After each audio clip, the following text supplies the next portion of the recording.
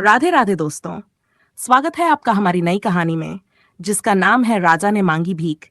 ये कहानी आपको एक ऐसे सफर पर ले जाएगी जहां राजसी ठाट-बाट और ऐश्वर्या के पीछे छिपे एक रहस्य का पर्दाफाश होगा। तो चलिए शुरू करते हैं। बहुत समय पहले की बात है। हस्तिनागढ़ राज्य अपने वैभव और समृद्धि के लिए पूरे देश में प्रसिद्ध था।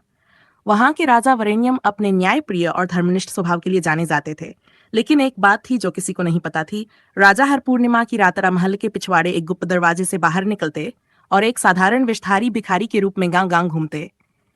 राजा के इस अजीबोगरीब व्यवहार को सिर्फ उनका अविश्वसनीय सेनापति रुद्रकांत जानता था। रुद्रकांत ने कई बार राजा से इस बारे में सवाल किया, लेकिन राजा हर बार मुस्कुराकर कहते, वक्त आने पर सब समझ जाओगे। एक पूर्णिमा की रात, जब चांदनी पूरे राज्य को रोशन कर रही थी, राजा वरेण्यम ने अपना साधारण वस्त्र धारण किया और दरवाजे से बाहर निकले। लेकिन इस बार उनकी यात्रा में एक अलग तरह की बेचैनी थी। गांव की गलियों में भीख मांगते हुए वह अचानक एक बूढ़े साधु के पास पहुंचे, जो सड़क के किनारे ध्यानमग्न बैठा था। राजा ने झुककर साधु के सामने अपना कटोरा बढ़ाया और कहा, महाराज, कृपा करके मुझे एक सिक्का दें। साधु ने अपनी आंखें खोली। उनकी दृष्टि में ऐसी गहराई थी कि राजा के शरीर में सिहरन दौड़ गई। साधु मुस्कुराए और बोले, राजा, तू भीख क्यों मांगता है?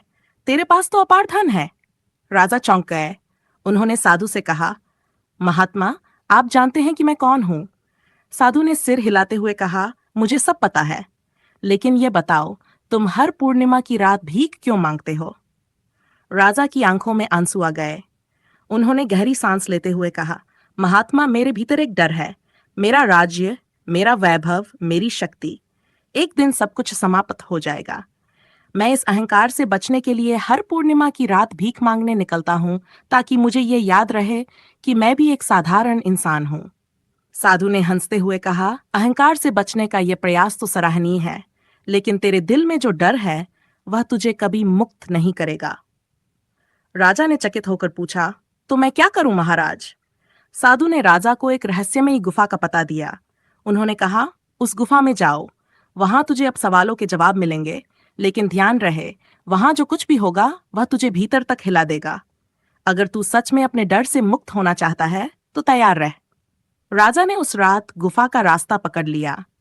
गुफा के अंदर घुसते ही एक अजीब सी ठंडक महसूस हुई। चारों ओर अंधेरा था और सिर्फ एक दीपक की हल्की रोशनी दिखाई दे रही थी। जैसे ही राजा ने उस दीपक को उठाने की कोशिश की, एक गूंजती हुई आवाज आई, तू कौन है जो इस स्थान पर आया है? क्या तू अपने अहंकार को छोड़ने के लिए तैयार है? राजा ने हिम्मत करके कहा, हाँ, मैं अपने डर और अहंकार से छुटकारा पाना चाहता हूँ। अचानक गुफा की दीवारें जीवंत हो गईं।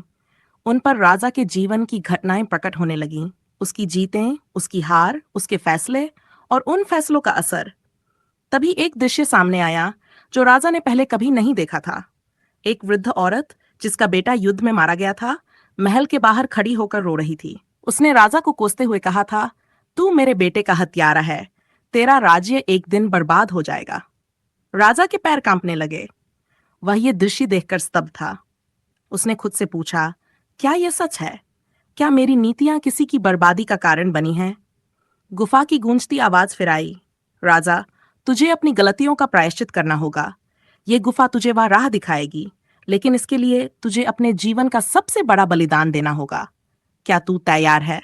राजा ने सिर झुकाकर कहा, हाँ, मैं तैयार हूं। तभी गुफा के अंदर एक और दरवाजा खुला और वहां से तेज रोशनी बाहर आने लगी।